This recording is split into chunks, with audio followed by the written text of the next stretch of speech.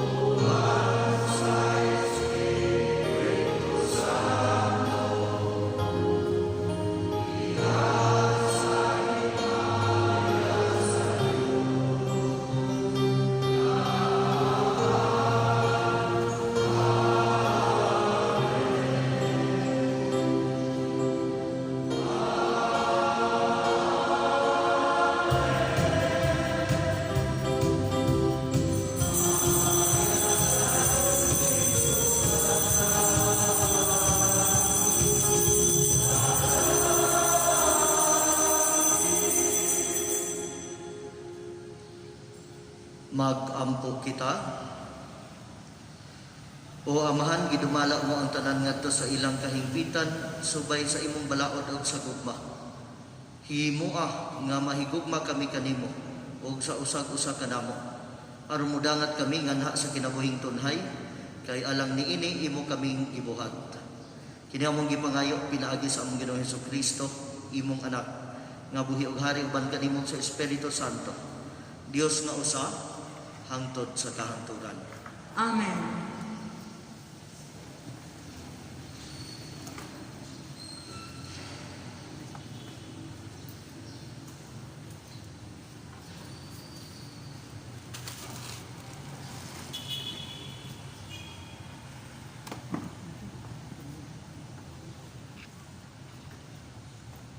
Inudlo, gikan sa kasahon sa kaalam ni Solomon.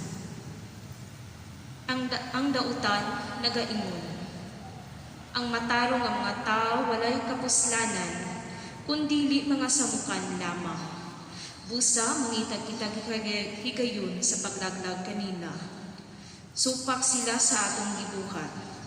Nagpasangin sila kanato nga kita nagsupak sa balaod ni Moises, ug naglapas sa mga pagtulunan sa atong mga katigulangan. Apan tan-awon ta kung tinuod ba kana. Tan-awon ta unsa mahitabo kung mamatay na sila. Kung ang mga matarong tinuod kayod ng mga anak sa Dios, ang Dios magluwas kanila sa ilang mga kaaway. Busa, sulayon ta sila. Ato silang daog-daogon ug sakiton. Unya sa taon ta, unsa kamalinawon ug kamakatarunganon sila. So taon ta usa asa kutob ang ilang pag-agwanta. Siliutan ta sila sa usa ka makaulaw kamatayon. Sangnit nag-ingon man sila nga ang Dios mauray manalipod kanila. Ang pulong sa Ginoo. Salamat sa Diyos.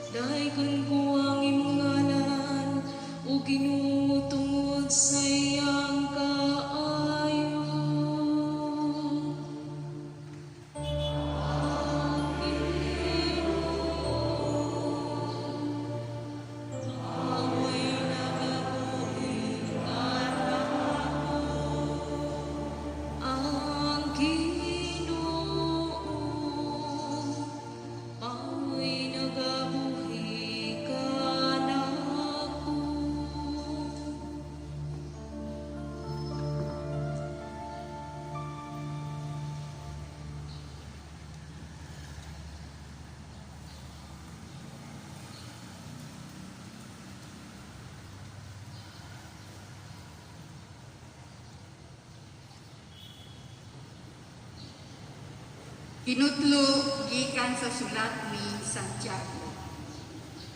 Diin ana ang kasina ug ang pagpanimuha alang sa kaugalingong kaayuhan lamang. Ana usab ang kasamot ug tanang matang sa daotang buhat. Apan ang kaalam nga gikan sa langit una sa tanang putli ug unya makigdaiton, maaghop, mahigalaon, maluluyon ug maayong pinuhatan. Dili usab kini mupihig ug dili tigpakarong ingon. Ang pagkamatarong mao ang bunga sa binhi nga gipugas sa mga makigdaiton diya sa kalinaw. Unsa ba hinungdan sa inyong panag-away ug panagbingkil? Dili ba ang inyong mga lawasnong kaipog nga nagkasumpakit sa sulod ninyo? Buot kamo manag-iyag mga butang, apan kay wala man kamo makaangkon niini, buot kamo mupatay.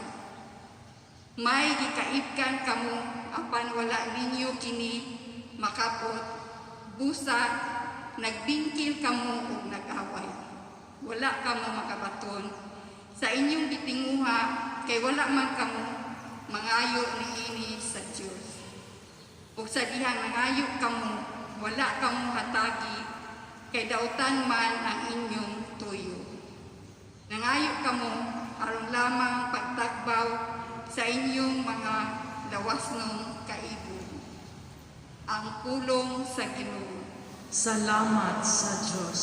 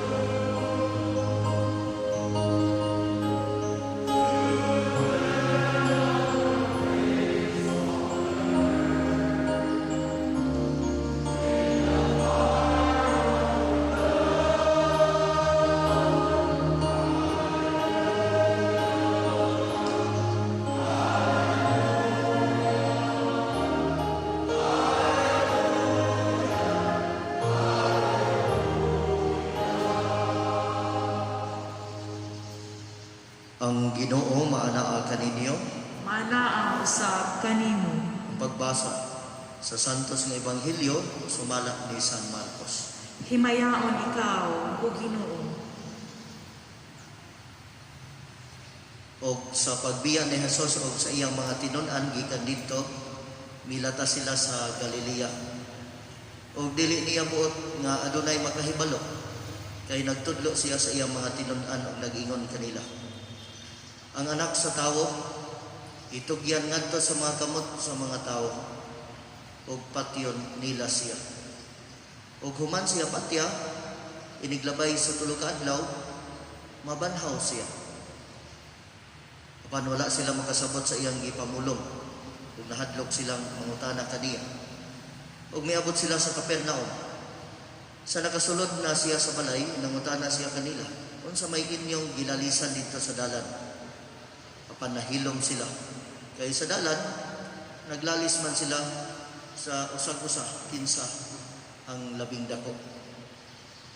Og sa iyang paglingkod, gitawag niya ang napulog duha og niingon kanila, kung adunay buot nga mahiuna, magpakahimong ulahi sa tanan o alagad sa tanan.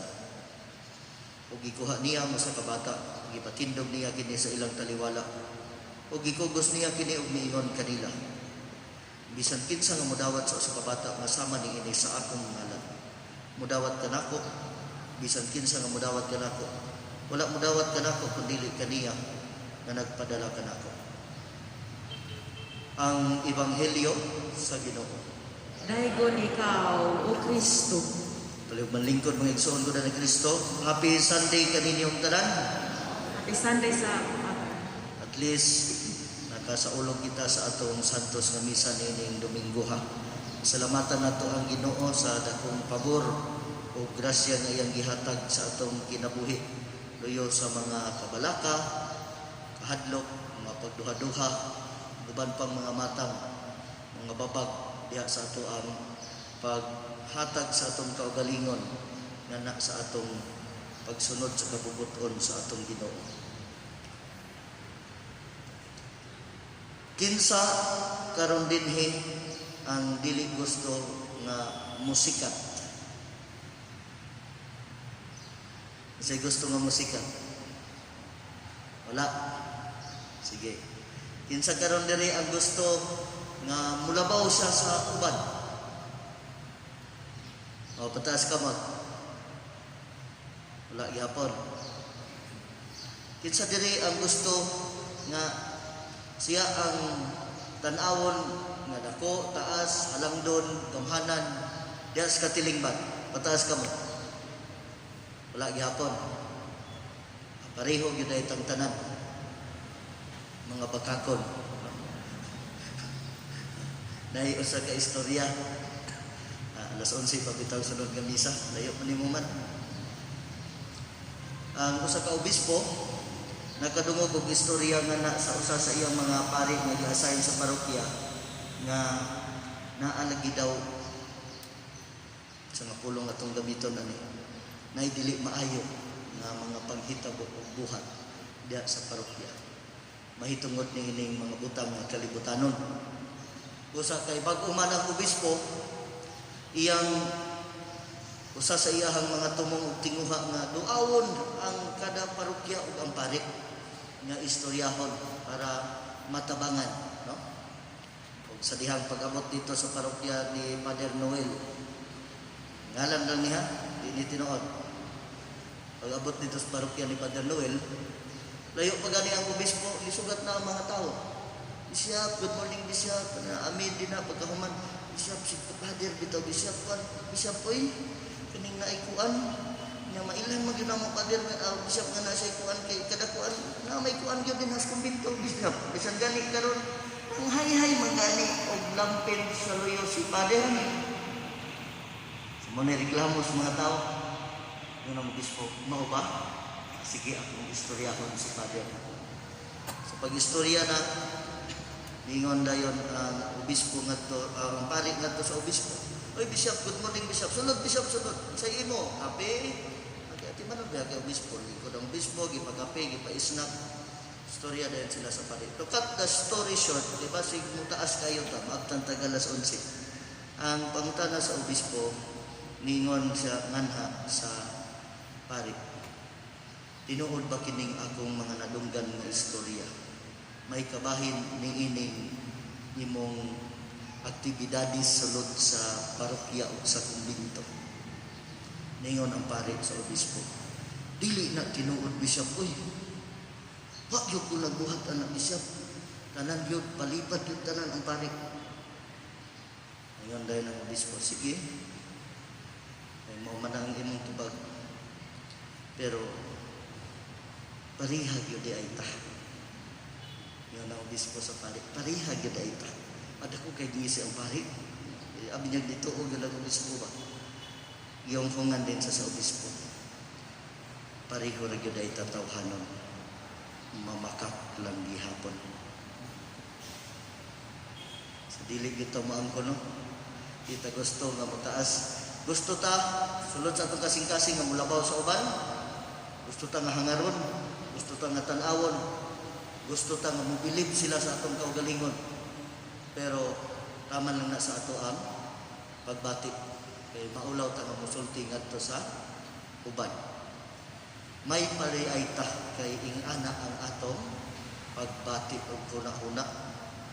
Mga igsoon sa atong ebanghelyo karon, ngilngig yun ning nahitabo nga naman kay sa dihang si Kristo naghisgot sa iyang mga tinun-an, sa iyang umaabot nga pagsakripisyo, sa iyang pagpasakit, sa iyang pag-antos, sa iyang paglansang sa krus ug pagpakamatay hangtod nga siya mabanhaw. Tungod kay ang mga tinun-an niya, ang mga disipulo, ang mga apostoles, wala man nagkasabot na iyang ipanghisgutan.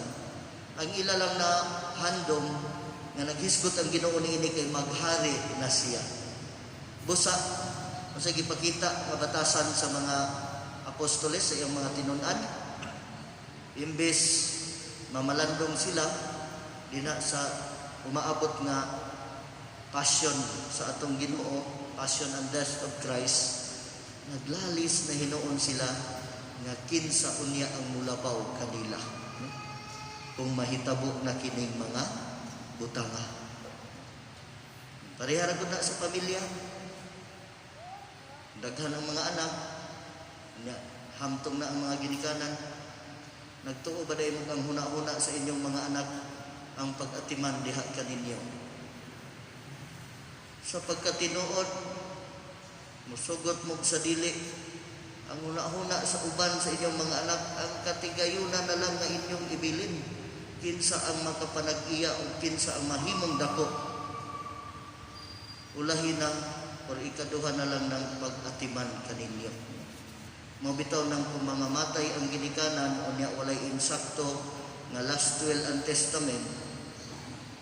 Di yun mahimo nga dili magkagubot ang mga igsuon kay naamay akop-akopon, naamay garboso, naamay mapahitason, naamay gusto mulabaw o dili magpaalkansi nga na sa iyang igsuon. Sumauni ang nahitabo karon sa mga apostoles. Gusto nga siya hangdon, gusto nga siya mulabaw, gusto nga siya mulingkod sa wala, sa tuo, sa Ginoo kung maghari na siya niining kalibutan. In short, kung ato ning sumahon total, kinirang gitawag nato nga pinakauna nga sala sa gitawag nato 7 capital sin, mao ni ang hinungdan sa tanan nga nung magtinguha ta sa kadaot sa uban ug sa kaayuhan lang sa atong kaugalingon. Kining gitawag nato garbo. Ang mga apostoles gihapon sila'y garbo sa ilang kaugalingon nga mamahimong dako isip sumusunod o disipulog tinun-an ni Jesus. Muna nga mga igsuon nga gibadlong sila ni Jesus, gipahimangnuan sila ni Jesus kung unsa or gitug-anan sila ni Jesus kung unsa ang makapahimo kanila nga dako unya dito sa gingharian sa langit or inila dito sa langit. Instead nga mahimo silang garboso ug mapahitason, giingnan sila ni Jesus nga kung adunay buot nga mahiuna, magpakahimong ulahin sa tanan o alagad sa tanan. So, kung ato ning hubaron sa lain nga pinulungan nga Bisaya para mas masabtan, kaning magpakahimong ulahi sa tanan sa ato pa pagka mapaubsanon o kining mag-alagad sa tanan sa ato pa ang pagka maalagaron. No? So kung atong malikon og tan-aw bitaw ang katong standard nga gihatag ni Jesus at tong gusto nga mamahimo niyang tinun-an, nalimtan naman buto sa iyang mga tinun-an. Na may tulo ka standard nga iyang gihatag. Ingon sa una, deny yourself, take up your cross, and then follow me. So nalimtan sa mga tinun-an. Pero iyang kining giotro pagpahinumdom. Denying oneself is an act of sacrifice. Sa ato pa ang pag-alagad ngadto sa uban o ipaulahin nimo ang imong kaugalingon, bahala o masakitan ka. Kaya ang tinuod nga pag-alagad kadtong masakitan ka nga naghatag ngadto sa uban aron sila mabuhi. No? Ang pagpakamatay sa imong kaugalingong hilig o gusto tungod ug alang sa dakong plano sa kaluwasan sa ato ang Ginoo. Mo ni pag-alagad ngadto sa uban. O kanang giingon niya nga taking up your cross. Mao ni ang pagserbisyo ug ang pagdili sa imong kaugalingon, to deny oneself. Kung ato lang ning sundon, ato lang ning mahinumduman kanunay, makasunod gayud kita dinha sa mga tunog ug lakang sa atong Ginoo. Pero tungod sa atong tawhanon nga kapasidad, dali ratang malimot, unya bakakon pagyod, lisod kaayo nato mahinumduman ug mapuy-an kining kinabuhia. Mao na nga atong Ginoo kanunay nga nagpahinumdum kanato niini nga mga hiyas. Busa din anta atong kaugalingon sa garbo ug sa pagkamapahitason kay dili kini makatabang kanato. Ug sundon ta ang pahimangno sa atong Ginoo, ang pagpaubos sa kaugalingon ug ang pagpangalagad. Natay bago nga gipang dawat nga mga nahimong mga lagad sa atong simbahan kaganina sa second mass, natay dawat nga 20 kapin ka mga Eucharistic minister. Napoy pipila karon nga moapas pa, no? Kini usa ni kalakang, usa ni kabuhat, ihimplo nga makita sa katawhan diha sa simbahan nga luyo sa tanan, ang tanan gitawag na sa pagpangalagad sa ato ang Ginoo. Nga dili lang tataman sa ato ang pagbati ug una-una kinahanglan nga muhatag ta sa atong kaugalingon sakripisyo, no? Aron matuman ang kabubuton sa Dios dinha sa atong tagsa-tagsa kakaugalingon ug alang sa kaayuhan sa iyang simbahan. Dili baya sayon ang mga lagad, labi na kung ang paglantaw sa ubang tao diha kanimo dili ka angayan nga ng mga butanga. Pero timana nato, dili man kita ang naghimo sa atong kaugalingon para mahimong angayan dinhi sa simbahan. Ang Ginoo man ang naghatag kanato pabor o pribilehiyo diha sa iyang pagtawag kanato para mamahimo ka ngayang instrumento bisan sa atong dili pagkaangayan dinha sa iyang katubangan. Ang grasya sa Dios mao ang magbulig ug magputos kanato aron ang atong pagkadili angayan mahimong angayan atubangan nganha sa atong Ginoo.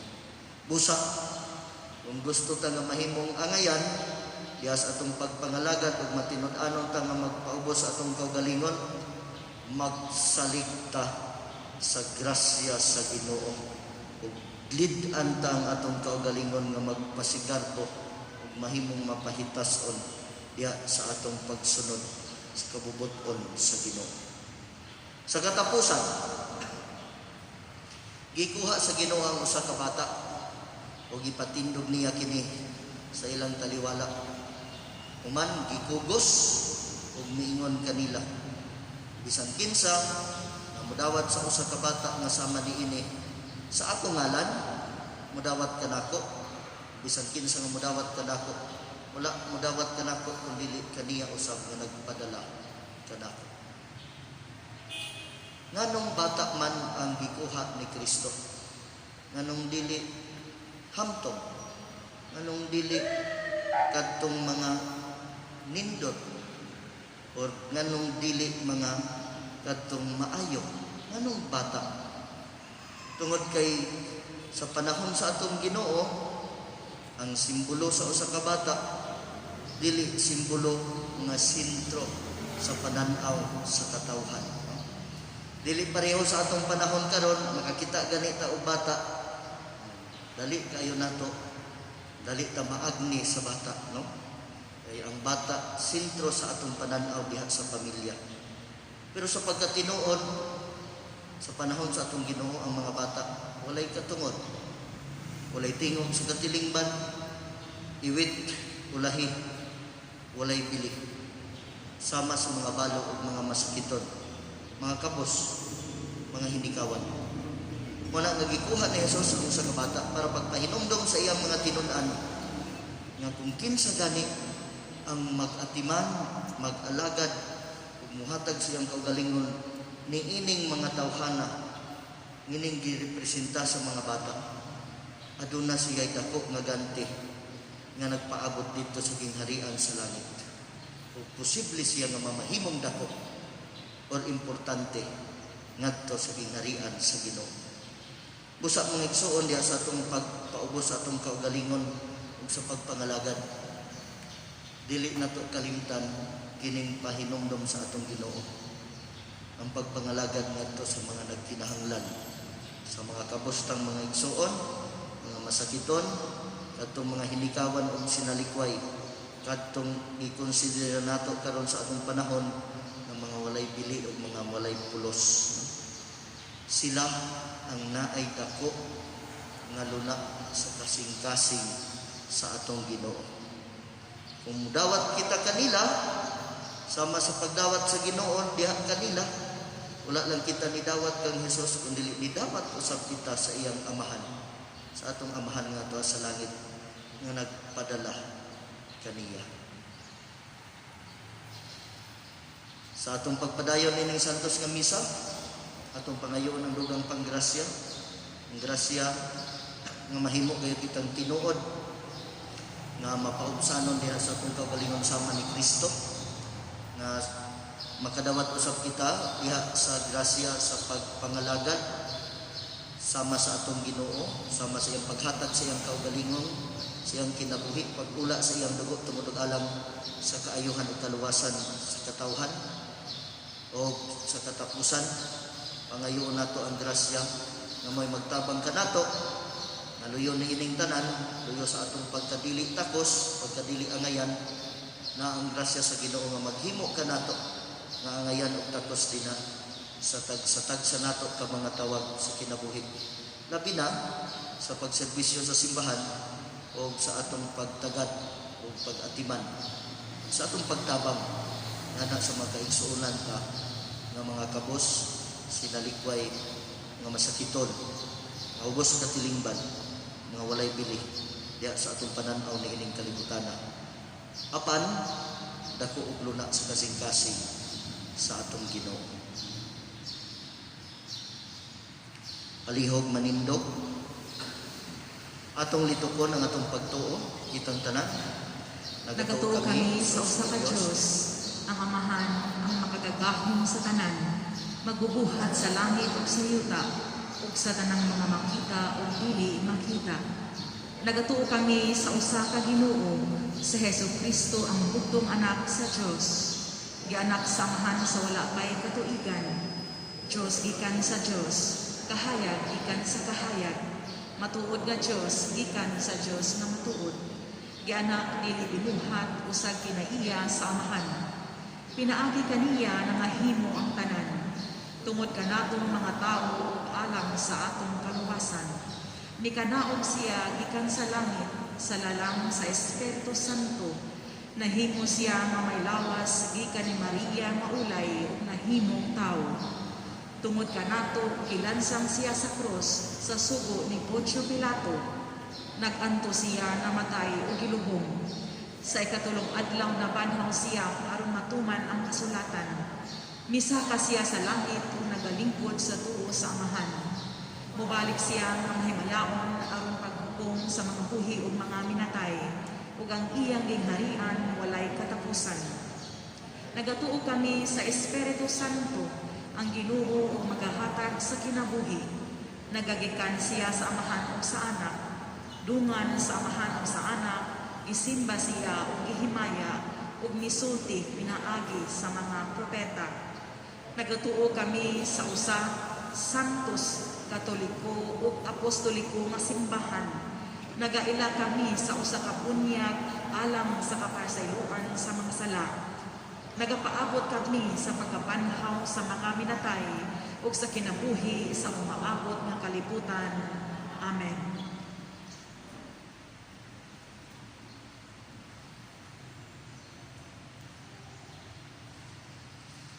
Isip katawhan nga maalagaron mo dangog kita sa Dios ug atong ihalat nga masaligon ang atong mga pag-ampo ug maingon. Amahan nga maalagaron, dungga kami. Amahan nga maalagaron, dungga kami. Nga ang atong Santo Papa Francisco, ang atong Obispo Noel, mga kaparian ug mga laygong lumilihok sa simbahan, mahimong matinud-anon sa ilang tawag sa pag-alagad sa katawhan, mag-ampo kita sa Ginoo.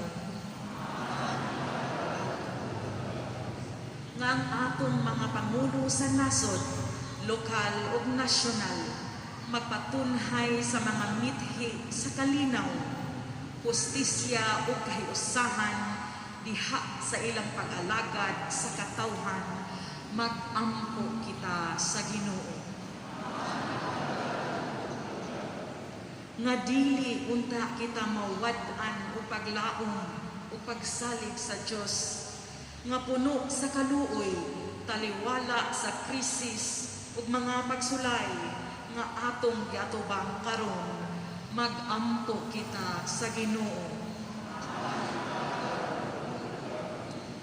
Nga dili usab unta nato kalimtan ang mga tawo sa atong palibot, nga wala magkinahanglan og salapi, kundili panahon ug kasing-kasing nga pagtagad, mag-ampo kita sa Ginoo. Nga pasayloon na sa Dios ang atong mga igsuong nangamatay ug hatagan sila sa gasa sa kinabuhing walay katapusan dito sa langit, mag-ampo kita sa Ginoo. Sa hilom atong ihalad ang atong mga personal nga mga pangamuyo.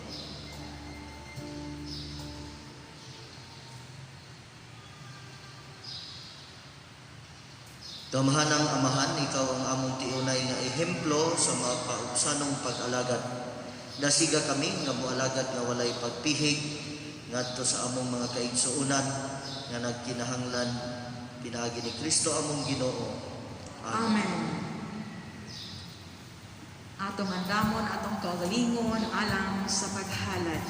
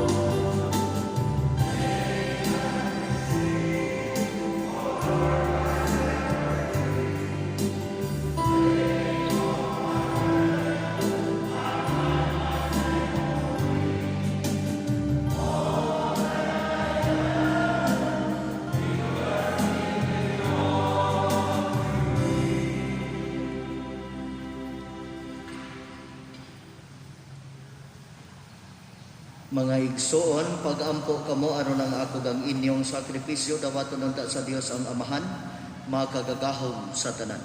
Dawaton unta sa Ginoo ang sakripisyo gikan sa imong mga kamot, alang sa pagkaig ug paghimaya sa iyang ngalan, alang usab sa atong kapuslanan ug sa tibok niyang santos nga simbahan. O Ginoo, nagahalad kami ni ining mga gasa aron pagpakita sa among pagtudlo o pagtuo o paghigugma. Himo nga makapahimuot kini kanimo o nga mahimo alang kanamo nga pasalamat ni Hesukristo, imong anak, nga maoy among Ginoo hangtod sa kahangturan. Amen. Ang Ginoo maanaa kaninyo. Maanaa usab kanimo. Ibayaw ang inyong mga kasing-kasing. Amo nang gibayaw ngadto sa Ginoo. Magpasalamat kita sa Ginoo nga atong Dios. Angay ug matarong. Santos nga Amahan, Dios nga tunhay, ug makagagahom sa tanan, angay matarong gayod nga magpasalamat kami kanimo kanunay ug sa tanang dapit. Kay sa dakong kaluoy gihigugma mo gayod ang kalibutan. Sa ingon nga imong gipadala nga among manunubos ang imong anak. Imo siyang gipadala nga tawo sama kanamo hinuon hawa sa sala. Aron imong higugmaon dinhi kanamo kadtong imong gihigugma diha kang Kristo. Giusikan namo ang imong mga gasa sa grasya pinaagi sa among pagsukol. Apan nahiuli kini kanamo pinaagi sa pagsugot sa imong anak. O busa uban sa mga anghel ug mga santos sa langit, nagasangyaw kami sa imong himaya, duyog sa ilang mulay hunong nga pag-awit.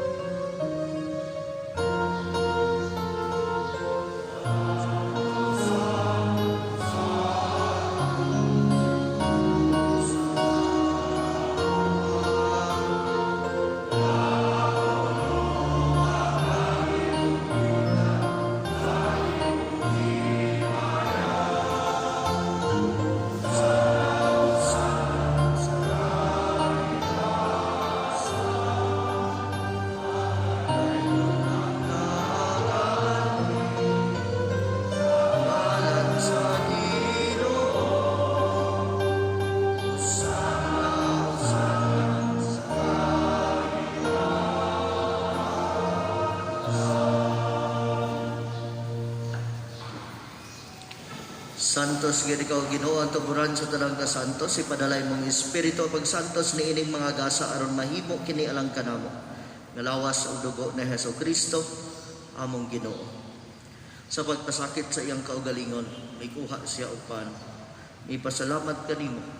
Mipikas ug mihatag ni ini ngadto sa iyang mga tinun-an ug miingon.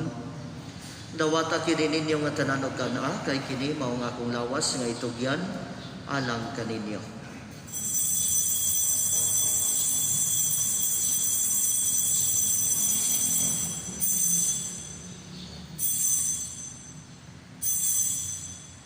Sa samang paagi tapos ang panihapon, mikuha siya sa kalis ug mipasalamat kanimong pag-usap.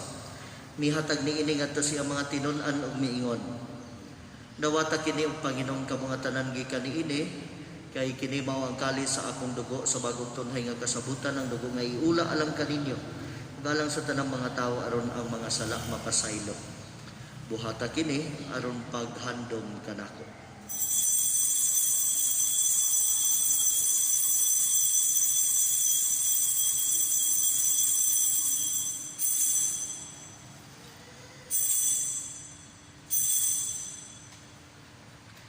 Kini ang misteryo sa pagtuo. Si Kristo namatay, si Kristo nabanhaw, si Kristo mobalik nganhi. Aron paghandom sa kamatayon pagkabanhaw ni Hesukristo. Nagahalad kami kanimo amahan inimpaan sa kinabuhi ug kalis sa kaluwasan.